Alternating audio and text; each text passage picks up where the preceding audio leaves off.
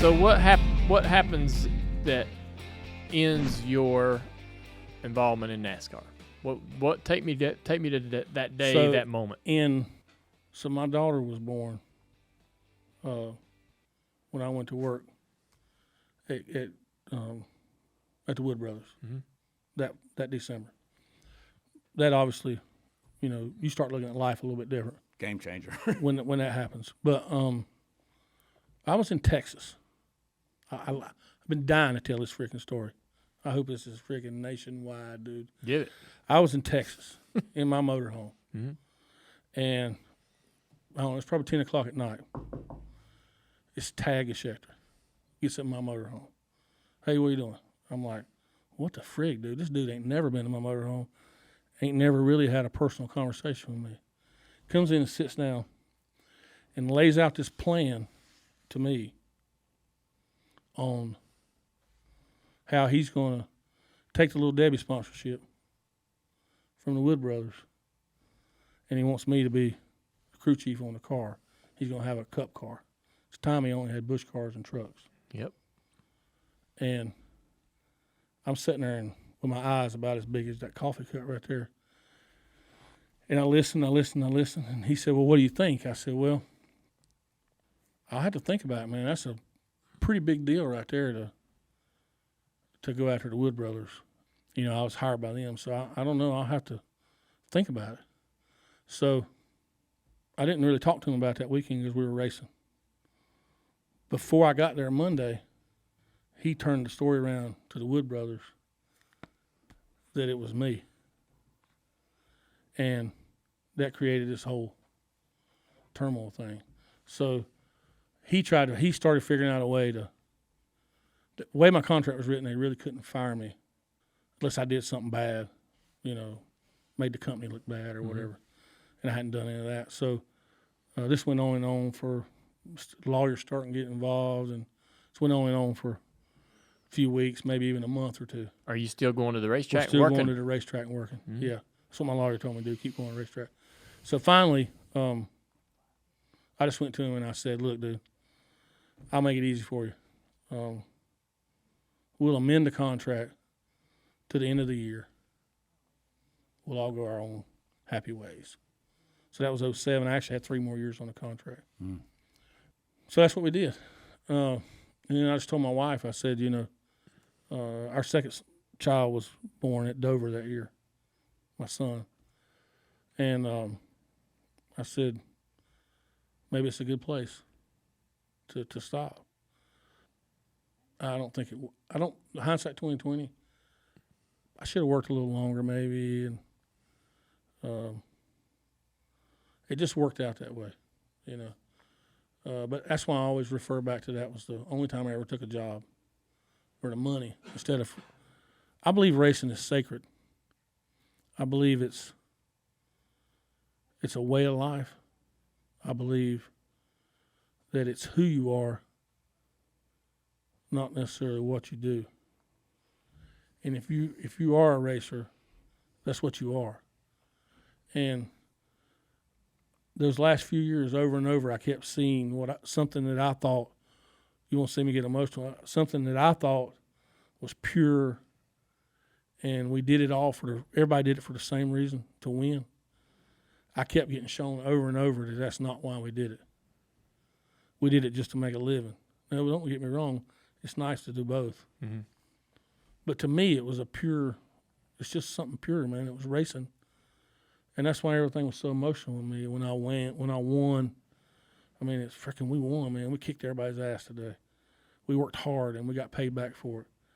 And when I saw people who didn't see it the way I did, and I realized that racing wasn't pure, it changed my outlook of it. So you went home? Yeah, close. Yeah, I had already built my home there because it's kind of a neutral place for. Yep. So you stayed Morrisville, Concord, and all that. So you quit going to the racetrack cold turkey, pretty much. Yeah. When the next season fired up and the cars were going to Daytona. Yep. What were you doing? I was building my shop for your business. Yep. Did you pay any attention to what was going on in the sport? Nope. How long did it take before you could pay attention? I'll let you know. You still ain't paying attention. I've watched more this year than ever. I've raced some. I had a couple dirt cars, raced some, played with that. Recently, in the last decade? Yes. Yeah. So you had some fun with it.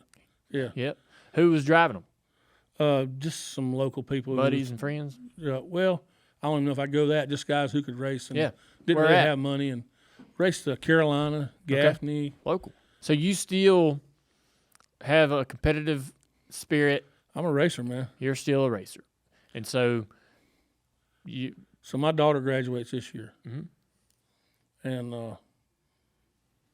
I'm pretty young, man. I'm 55. Yeah. My kids are starting to graduate. So about time for you to find a race car to work on? Getting close.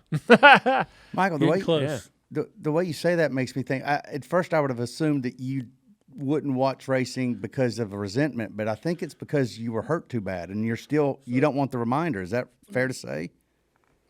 If you were an alcoholic, you wouldn't hang out in the bar, would you? Right. It's hard, man. When you're, it's hard to be there. Yeah.